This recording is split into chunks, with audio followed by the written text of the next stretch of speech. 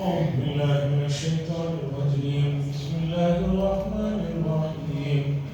الرحمن علم القرآن خلق الإنسان علمه البيان. حضرات مشہور صورت ہے. کبھی حضرات اس صورت کو جانتے ہیں، بلکہ ہماری مسجد میں ادھر تقریباً ایک رکوع لکھا ہوا بھی ہے. یہ صورت مکی ہے، مدنی ہے، مفسرین کا اس میں اختلاف ہے. راجح قول کے مطابق یہ مکی صورت ہے. رسول اللہ صلی اللہ علیہ وسلم نے فرمایا لِكُلِّ شَيْءٍ عَرُوسٌ وَعَرُوسُ الْقُرْآنِ سورۃ الرحمن. ہر چیز کی ایک خوبصورتی، ایک زینت جسے دیکھنے کے لیے آدمی مشتاق ہوتی ہے، اور قرآن کی اس طرح اشتیاق اور دیکھنے کی جو بہت زیادہ دل کرنے والی چیز ہے وہ سورہ رحمان ہے. عروس دلہن کو بھی کہتے ہیں. کیوں؟ اس لیے کہ پوری شادی میں سب سے اہم وہی ہوتی ہے. اسی کو دیکھنے کے لیے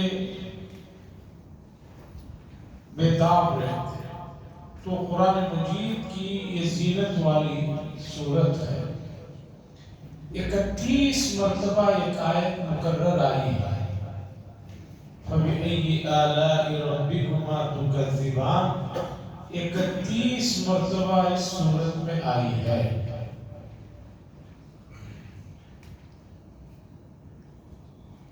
بہت سے حضرات نے اس پر یہ اعتراض کیا ہے کہ ایک ہی چیز اتنے مرتبہ آئی ہے، یہ تو تکرار ہوا، اور تکرار کوئی اچھی چیز نہیں ہے.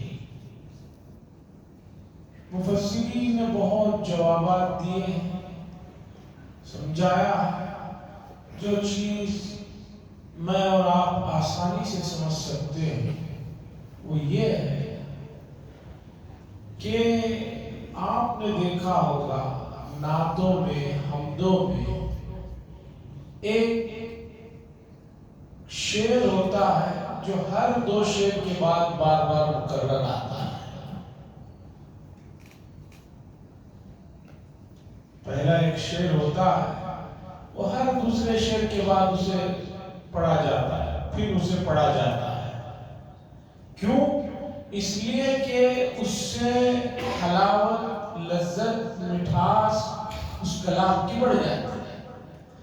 تو یہ آیت جو 31 مرتبہ ہے، یہ حلاوت کو بڑھانے والی چیز ہے. اس لیے یہ تکرار نہیں ہے، بلکہ بالکل اسی طرح ہے جس طرح ایک حمد اور نعت میں یہ مصرع جو بار بار پڑھا جاتا ہے وہ پڑھا گیا. دوسرا جواب یہ ہے کہ اس میں اللہ نے نعمتوں کو گنوایا ہے. نعمتوں کو گنوایا ہے تو ہر نعمت کے بعد اللہ تعالیٰ نے اس آیت کریمہ کو ذکر فرمایا کہ بھئی یہ بھی ہماری نعمت ہے، کسے کسے جھٹلاؤ گے. اعلیٰ نعمتوں کو کہا جاتا ہے، اعلیٰ نعمتوں کو کہا جاتا ہے. فَبِأَيِّ آلَاء، بس تم کون سی نعمتوں کو تمہارے رب کی جو تم پر ہیں اسے جھٹلاؤ. تُكَذِّبَانِ، اس صورت میں اللہ تعالیٰ نے انسانوں کے ساتھ جنات کو بھی مخاطب فرمایا. اے انسانوں اور جنات، تم اللہ کی کون سی نعمتوں کو جھٹلاؤ؟ نعمتیں تو بے شمار ہیں، تم کون سی نعمتوں کا انکار کرو گے؟ رسول اللہ صلی اللہ علیہ وسلم نے فرمایا اس سورت کی تلاوت کے بعد ایک موقع پر بھائی انسانوں سے تو جنات بہتر ہیں. انہوں نے جب یہ سورت سنی تو حرف بِأَيِّ آلَاءِ رَبِّكُمَا تُكَذِّبَانِ کے جواب میں کہا لا نُكَذِّبُ یا رب، اے اللہ ہم آپ کی کسی نعمت کو نہیں جھٹلاتے. تو تم سے تو جنات بہتر ہیں کہ انہوں نے اس کا جواب اس طرح دیا اور تم لوگوں نے کچھ جواب نہیں دیا. یہ حضور صلی اللہ علیہ وسلم نے فرمایا. اب مسئلہ یہ ہے کہ ہمارا بھی یہی حال ہے. ہم یہ آیت جب بھی سنتے ہیں تو یہ نہیں کہتے لا نکذب بربنا کہ اللہ ہم آپ کی کسی نعمت کا جو ہے انکار نہیں کرتے، بلکہ ہم آپ کی نعمتوں کا اقرار کرتے. مسئلہ یہ ہے کہ اس آیت کا ترجمہ معلوم ہو، تفسیر معلوم ہو، مفہوم معلوم ہو، تب جا کر بیٹا رکھ دو بوتل.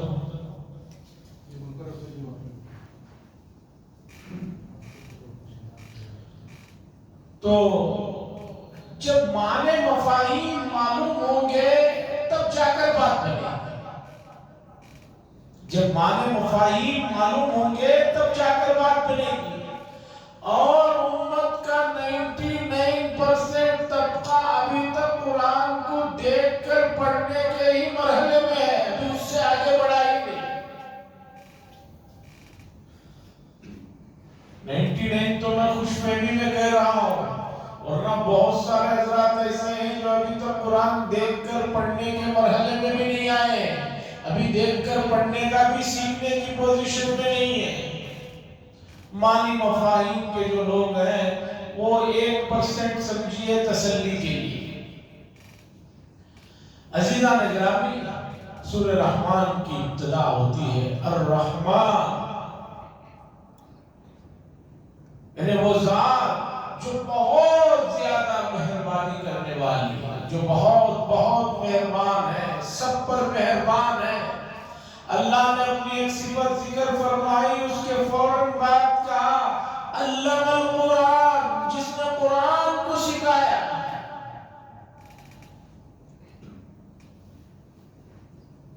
وہ ذات جس نے قرآن کو سکھایا. اب آپ کہیں کہ مجھے نہیں آتا، نہیں آتا تو مطلب یہ ہے کہ صلاحیت تو اللہ نے آپ کے اندر قرآن مجید کو سیکھنے کی رکھی ہے، آپ نے اس صلاحیت کا استعمال ہی نہیں کیا. ایک مرتبہ آدمی مثلا موجودہ زمانے میں ایک ہے موبائل جیب پہ ہی رکھا ہوا ہے اور وہ جو ہے کیلکولیٹر کو تلاش کر رہا ہے کہ میں کچھ حساب کرنا ہے، ذرا کیلکولیٹر لائیے کہہ رہا ہے. ایک دوسرا آدمی آتا ہے کہتا ہے کہ بھئی کیوں تلاش کر رہے ہو، تمہارے موبائل میں ہی یہ چیز موجود ہے، یہی ڈالو حساب.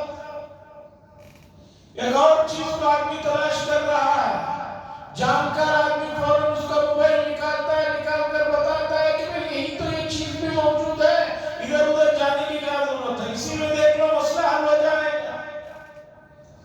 تو ٹھیک اسی طریقے پر اللہ نے انسان کے اندر فطری صلاحیتیں رکھی ہیں کہ وہ قرآن مجید کو سیکھے، سمجھے اور اس کے مفاہیم میں غور و خوض کرے. اب اگر یہ نہیں کر رہا ہے، اپنی صلاحیتوں کو برباد کر رہا ہے، تو اس میں رب العالمین کا کوئی قصور نہیں، یہ انسان کا اپنا قصور ہے. اللہ نے فرمایا الرحمن علم القرآن خلق الانسان علمہ البیان. اللہ تعالیٰ نے انسانوں کو پیدا کیا اور اسی کے ساتھ انسانوں کو ایک بڑی نعمت یہ دی کہ وہ اپنی ما فی الضمیر کو ادا کرنے کے لیے انہیں قوت گویائی عطا فرمائے کہ ایک دوسرے کو اپنی بات سمجھا سکے، یہ قوت ان کو عطا فرمائے. یہ صرف انسانوں کو اس حیثیت سے قوت گویائی ہے کہ اس درجے کی قوت گویائی دوسری کسی بھی مخلوق کو اللہ تبارک و تعالیٰ نے نہیں دی. خلق الانسان علمہ البیان. اس کے بعد اللہ تعالیٰ نے نعمتوں کا ذکر فرمایا اور یہ فرمایا کہ اے انسانوں اور جنات، تم اللہ کی کون کون سی نعمتوں کا انکار کرو گے؟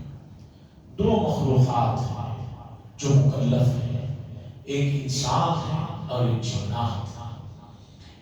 جس طرح انسانوں میں مسلمان ہیں، اچھے ہیں، برے ہیں، نمازی ہیں، روزے دار ہیں، بے روزے دار ہیں، اچھے ہیں، اسی طرح جنات وہ بھی ایک مخلوق ہے، ان میں بھی مومن ہے، کافر ہے، مشرک ہے، اچھے ہیں، برے ہیں، روزے دار ہیں، بے روزے دار ہیں، وہ سب وہ ہمیں دیکھ سکتے ہیں، ہم ان کو نہیں دیکھ سکتے۔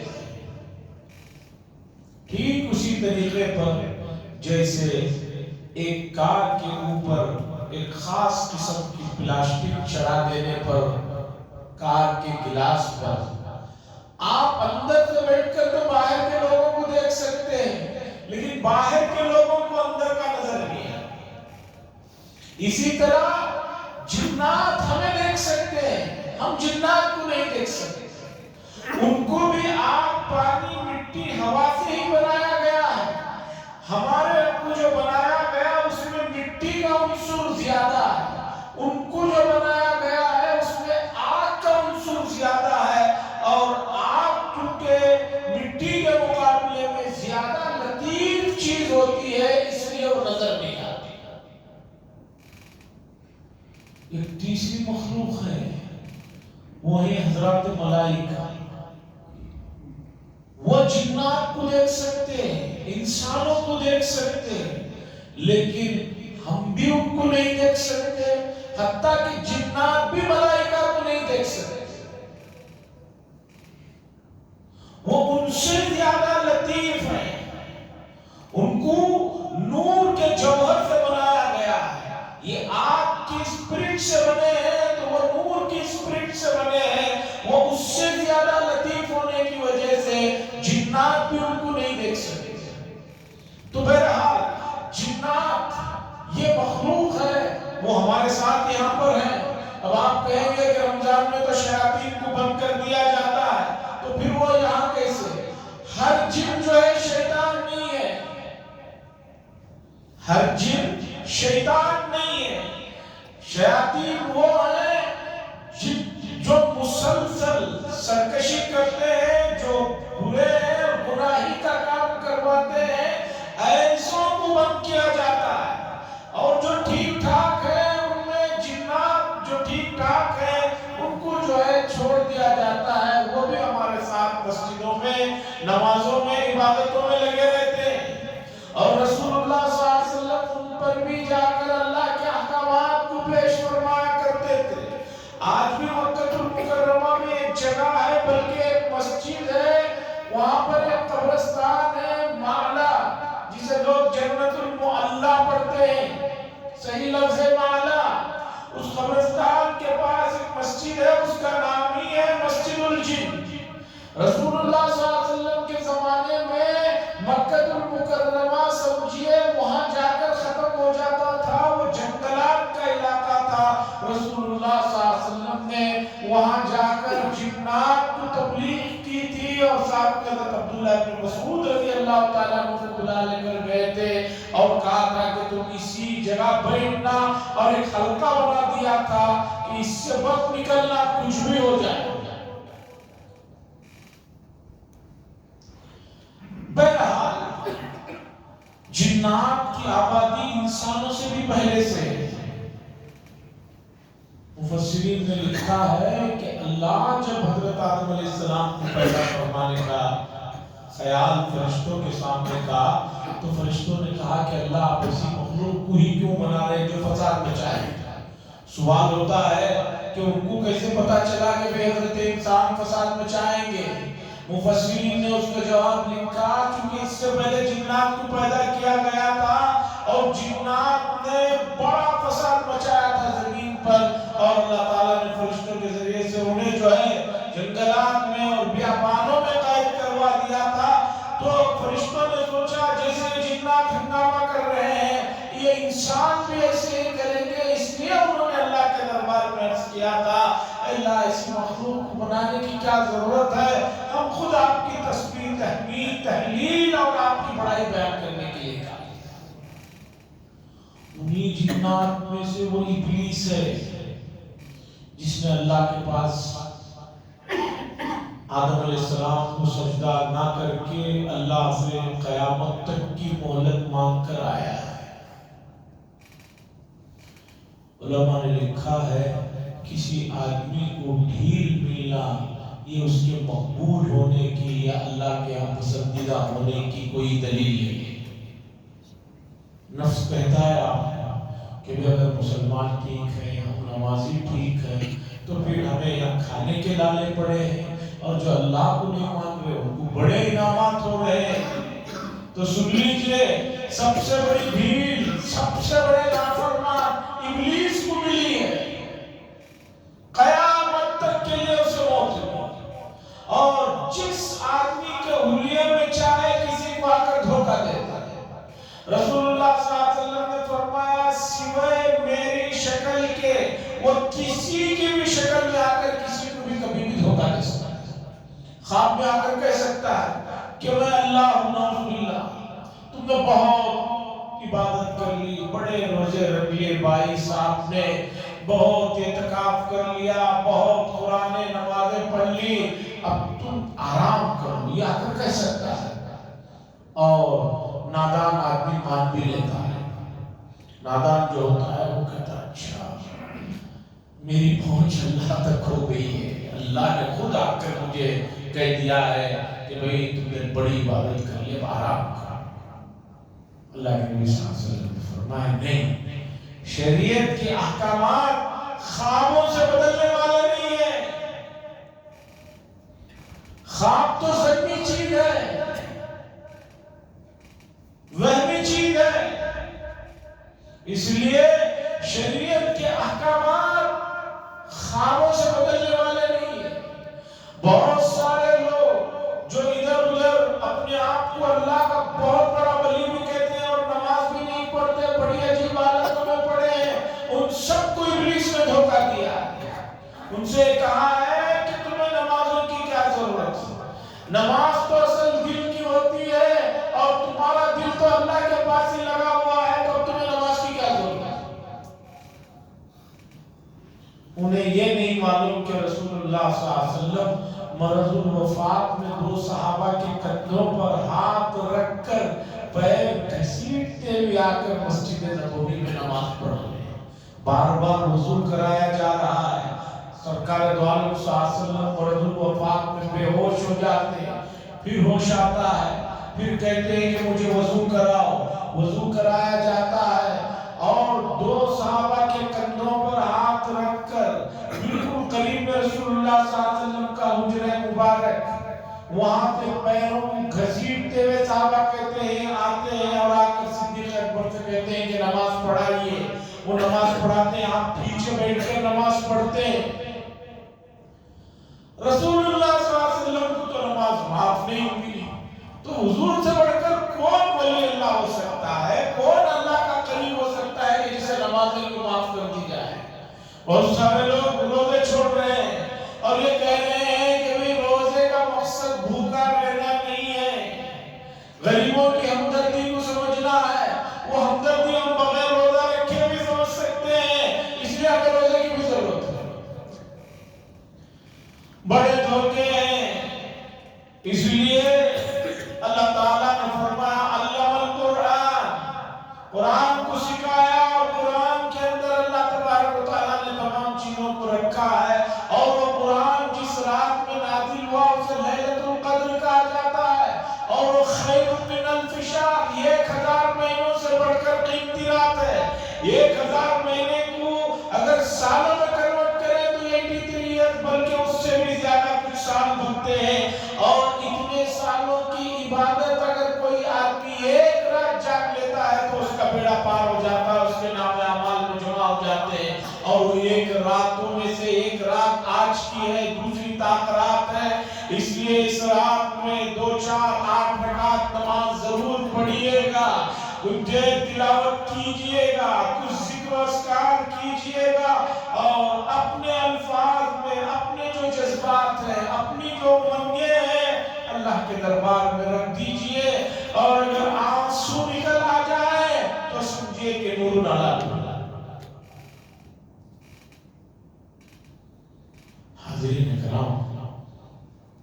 आंसुओं की जो अल्लाह की याद में निकलते हैं, इतनी कीमत है कि आंसू जिस्म के जिस हिस्से पर लग जाते हैं, हदीस में आता है कि अगर वो बंदे को उसकी बदअमालियों की वजह से जहन्नम में भी डाला जाएगा तो अल्लाह की खौफ से निकले हुए आंसू जहां लगे हैं उस हिस्से पर आग काम नहीं करेगी। इसलिए हज़रत थानवी रहमतुल्लाह अलैह फरमाया करते थे, जब आंसू निकले तो उन आंसुओं को लेकर ज्यादा से ज्यादा जिस्म के हिस्से पे फेर लो, ताकि किसी वजह से वहां चले गए तो इतना हिस्सा तो कम से कम महफूज रहे। तो अज़ीज़ान गिरामी, सूरह रहमान बड़ी पुरतासीर सूरत है और इसका जो अंदाज है, हर आयत के आखिर में जो है नून आता है, फबिअय्यि आलाइ रब्बिकुमा तुकज़्ज़िबान, कुल्लु मन अलैहा फ़ान व यब्क़ा वज्हु रब्बिका ज़ुल जलालि वल इकराम। दो ज़ेर दो ज़बर, वो भी नून की आवाज को पैदा करने वाले शुमार होते हैं। तो बहरहाल इस सूरत में अल्लाह ने बड़ी नेमतों को गिनवाया और अल्लाह की नेमतें इतनी ज्यादा है कि खुद कुरान ने 13वें और 14वें पारे में कह दिया कि गिनना चाहो तो नहीं गिना जा सकता। एक वाक्य सुनाकर बात खत्म करता हूँ, ताक़रात भी है ताकि नेमतों का इस्तेहसार हो जाए। क़यामत के दिन हदीस में आता है, बनी इसराइल के एक आदमी को लाया जाएगा जिसे अल्लाह ने तकरीबन 500 साल की उम्र दी थी और उस आदमी ने 500 साल में दिन में जिहाद किया था और रात इबादत में गुजारी थी। एक दिन उसने अपनी जात के लिए नहीं इस्तेमाल किया, पूरी जिंदगी रात में इबादत, सुबह तलवार लेकर अल्लाह के कलमे को बुलंद करने के लिए दौड़े। क़यामत के दिन उसे लाया जाएगा, हिसाब किताब होगा। अल्लाह फरमाएंगे, भाई इनको हमारी मेहरबानी से जन्नत में दाखिल कर दे, हमारे फजल से जन्नत में दाखिल कर दे। वो आदमी कहेगा, या अल्लाह 500 साल की जिंदगी में सिवाय तेरे नाम को बुलंद करने और तेरी इबादत के और कुछ नहीं किया, इतना सब कुछ करने के बावजूद आज जन्नत में आपकी मेहरबानी से जा रहा हो, आमाल का कोई अमल दखल नहीं। अल्लाह फरिश्तों से फरमाएंगे, इन हजरत को मसला समझाना है और मसला जो है प्रैक्टिकल अंदाज में समझाया जाए ताकि जो है अच्छी तरह समझ में आए। मेरे उस्ताद जब ये वाक़या सुनाते तो और प्रैक्टिकल की मिसाल देने के लिए एक ठेठ यानी प्योर देहाती लफ्ज की मिसाल देकर बात करना। अदालत में किसी का कोई मुकदमा चल रहा था, तो जो आदमी गांव का खड़ा था कठेरे में, वो बार बार कह रहा था कि वो मेरा कलाला है, वो मेरा कलाला है। तो वकील साहब ने उससे पूछा कि भाई ये कलाला क्या चीज है? तो उस गांव के आदमी ने कहा कि वकील साहब, देहाती भाषा में अपनी भाषा में समझाऊं या आपकी भाषा में समझाऊं? वकील ने कहा कि नहीं, देहाती भाषा में समझाओ, हम समझ जाएंगे। उसने कहा, देहाती भाषा में सुनिए, कलाला कहते हैं कि तुम्हारा बाप मर जाए,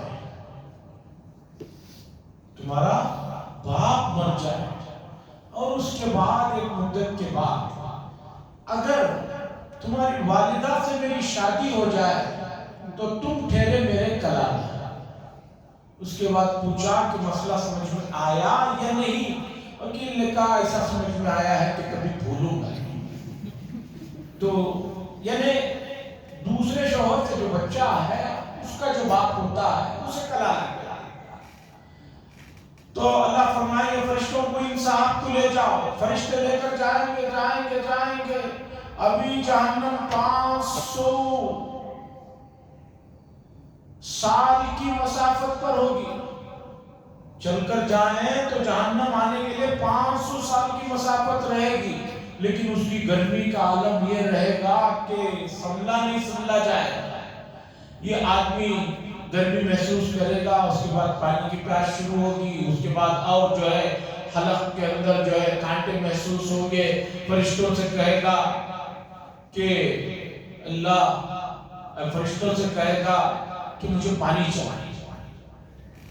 فرشتے کہیں گے پانی تو پلائیں گے، بدلے میں ہمیں کیا ملے گا؟ وہ آدمی کہے گا کہ میں کیا دوں گا یہاں دنیا میں، یہ تو دنیا بھی نہیں ہے، یہ تو آخرت ہے، یا کوئی روپیہ پیسہ چیک بیلنس بینک بیلنس اور فون پے گوگل پے کچھ بھی نہیں ہے، کیسے دوں؟ فرشتے کہیں گے کیوں نہیں، تمہارے پاس 500 سال کی عبادت ہے، اس میں سے آدھی دے دو، ہم تمہیں پانی دیں گے۔ وہ کہے گا ٹھیک ہے، میں نے اپنی آدھی عبادت 250 سال کی آپ کو دے دیا، آپ تو پانی دو۔ وہ پانی پلائیں گے، پانی پینے کے بعد سکون ہوگا، اور فرشتے کہیں گے اور تھوڑی دیر اور سیر کرتے ہیں، اور تھوڑا آگے بلا لے کر جائیں گے، اور جہنم تو بہت فاصلے پر ہوگی، لیکن اس کی گرمی، اس کی شدت جیسے کہ اس وقت ہمیں محسوس ہو رہا ہے، سورج یہاں سے 33 لاکھ کلومیٹر کے فاصلے پر ہے، اس کی گرمی کا احساس ہو رہا ہے۔ تو پھر آگے جائیں گے، پھر سوچ لیں گے کہ وہ کہے گا کہ بھئی مجھے پانی چاہیے۔ فرشتے کہیں گے بدلے میں کیا ملے گا؟ وہ کہے گا میرے پاس تو کچھ نہیں۔ وہ کہیں گے کیوں نہیں، 250 سال باقی، آدھی 250 سال کی عبادت تو ہے، وہ دے دو۔ وہ کہے گا کہ بھی جان بچی کو لاکھوں پائے، وہ بھی کہے گا کہ میں دیتا ہوں لکھ کر کے، وہ بھی تمہارے ہو گئے۔ پھر پانی پلائیں گے، واپس فرشتوں سے اللہ کے پاس لے کر آئیں گے۔ اللہ پوچھیں گے کہ بھی اب بتاؤ کہ تمہیں جنت میں ہماری مہربانی سے داخل کریں یا تمہارے اعمال سے داخل کریں؟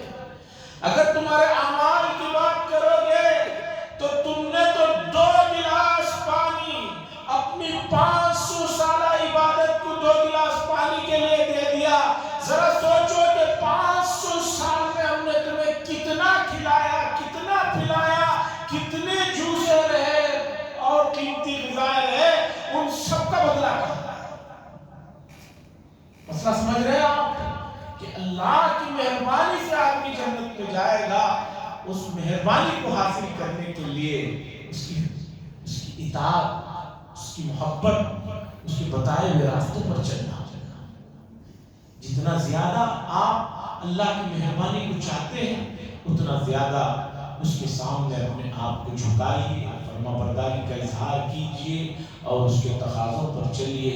تو یہ راتیں بڑی قیمتی ہیں، اور سورہ رحمان میں بھی اللہ نے پہلی نعمت قرآن کی تعلیم سے شروع فرمائے ہیں، اور ہماری گزارش ہے کہ قرآن کی تعلیم کے سلسلے میں جو غفلتیں، کوتاہیاں، بے حسیاں ہو چکی ہیں، انہیں بھلا کر آج سے بسم اللہ بول کر قرآن کی طرف لگ جائیے۔